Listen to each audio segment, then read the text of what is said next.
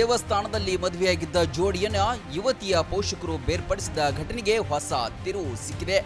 ಕೊನೆಗೆ ಪೊಲೀಸ್ ಠಾಣೆಯಲ್ಲಿ ಮದುವೆ ನೆರವೇರಿದ ಘಟನೆ ಚಿಕ್ಕಬಳ್ಳಾಪುರದಲ್ಲಿ ನಡೆದಿದೆ.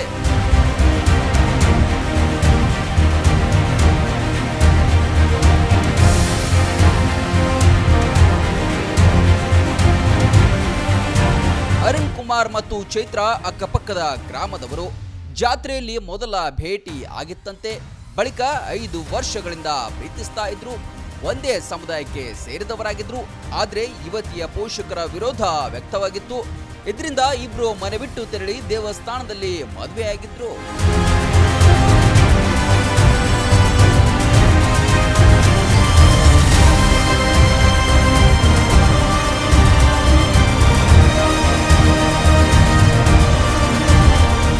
ಕಾಣೆಯಾಗಿದ್ದಾಳೆ ಎಂದು ಯುವತಿಯ ಪೋಷಕರು ಮಹಿಳಾ ಪೊಲೀಸ್ ಠಾಣೆಯಲ್ಲಿ ದೂರು ದಾಖಲಿಸಿದ್ರು.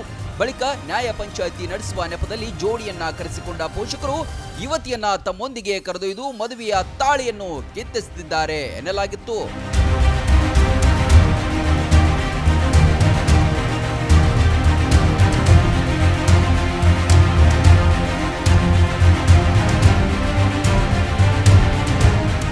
ಅರುಣ್ ಕುಮಾರ್ ಪೊಲೀಸ್ ಠಾಣೆಗೆ ತೆರಳಿ ತನ್ನ ಪತ್ನಿಯನ್ನ ಬಲವಂತವಾಗಿ ಕರೆದುಕೊಂಡು ಹೋಗಿದ್ದಾರೆ ಎಂದು ದೂರು ನೀಡಿದ್ರು.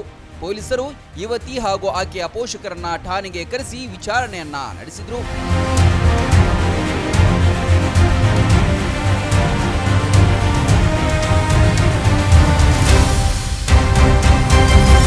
ಆಗ ಚೈತ್ರ ತಾನು ಸ್ವ ಇಚ್ಛೆಯಿಂದ ಅರುಣ್ ಕುಮಾರ್ ಅವರನ್ನ ಮದುವೆಯಾಗಿದ್ದೇನೆ, ಅವರೊಂದಿಗೆ ಬದುಕಲು ಬಯಸೋದಾಗಿ ಸ್ಪಷ್ಟನೆ ನೀಡಿದ್ರು. ಇದರಿಂದ ಠಾಣೆಯಲ್ಲೇ ಇಬ್ಬರ ವಿವಾಹವನ್ನ ನೆರವೇರಿಸಲಾಯಿತು. ಆದ್ರೆ ಅತ್ತ ಯುವತಿಯ ಪೋಷಕರು ನಿರಾಸೆಯಿಂದ ಹಿಂದಿರುಗಿದ್ದು ಪ್ರಕರಣ ಸ್ಥಳೀಯವಾಗಿ ಸಾಕಷ್ಟು ಚರ್ಚೆಗೆ ಗ್ರಾಸವಾಗಿದೆ.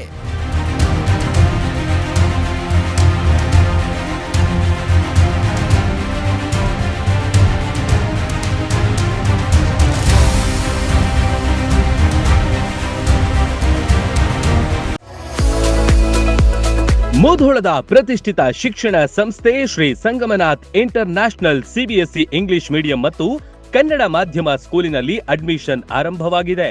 ನುರಿತ ಬೋಧಕರು, ಡಿಜಿಟಲ್ ಕ್ಲಾಸ್ ರೂಮ್, ಸುಸಜ್ಜಿತ ವಿಜ್ಞಾನ, ಗಣಿತ, ಕಂಪ್ಯೂಟರ್ ಲ್ಯಾಬ್ಗಳು, ವಿಶಾಲವಾದ ಆಟದ ಮೈದಾನ, ಸ್ಕೂಲ್ ಬಸ್ ಸೌಲಭ್ಯಗಳಿವೆ. ಇಷ್ಟೇ ಅಲ್ಲದೆ ವಸತಿ ಶಾಲೆಗಳಿಗೆ ಆಯ್ಕೆಯಾಗಲು ಬೇಕಾದ ಉಚಿತ ಕೋಚಿಂಗ್ ನೀಡಲಾಗುತ್ತೆ. ಸುಂದರ ಪರಿಸರ ಮಕ್ಕಳ ಕಲಿಕೆಗೆ ಮುದ ನೀಡುವಂತಿದೆ.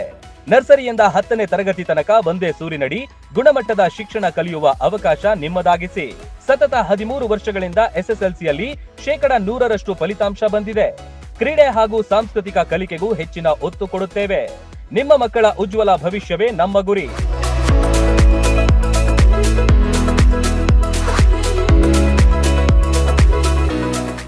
ರನ್ ಟಿವಿ ನ್ಯೂಸ್ ವಿಡಿಯೋಸ್ ನೋಡಲು ಸಬ್ಸ್ಕ್ರೈಬ್ ಮಾಡಿ, ಬೆಲ್ ಐಕಾನ್ ಪ್ರೆಸ್ ಮಾಡಿ.